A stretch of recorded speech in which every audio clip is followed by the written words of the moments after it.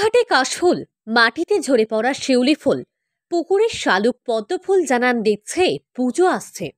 তবে দুর্গাপুজো আসতে এখনো বেশ কয়েকটি দিন বাকি। কিন্তু বেশ কয়েকটি দিন বাকি থাকলেও আজ থেকেই শুরু হয়ে গেল দুর্গাপুজো। বুধবার বিকালবেলায় বোধনের মধ্য দিয়ে দুর্গাপুজোর সূচনা হলো বীরভূমের দৌরাজপুরের বালিজুড়ি গ্রামে। মহাসপ্তমীর সকালে যেমন ধুমধাম করে নবপত্রিকা স্নান করানো হয়, ঠিক সেই রকমই বালিচুরি গ্রামে বুধবার ধুমধাম করে নবপত্রিকা স্নান করানোর মধ্য দিয়ে দুর্গাপুজোর সূচনা হয়ে গেল।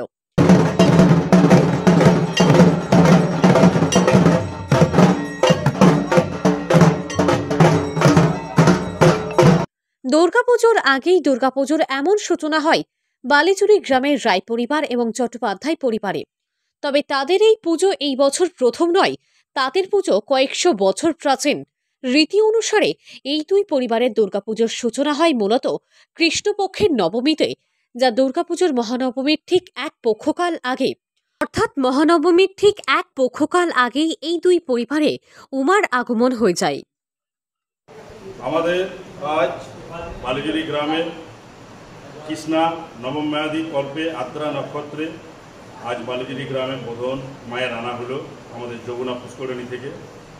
এবং এই বোধনে আমাদের রায়পাড়া এবং আমাদের চট্টোপাধ্যায় পাড়া, আমাদের এই অতি দীর্ঘ প্রাচীন আনুমানিক প্রায় 400 বছরের এই পূজা, কাশীনাথ চট্টোপাধ্যায়ের এই পূজা।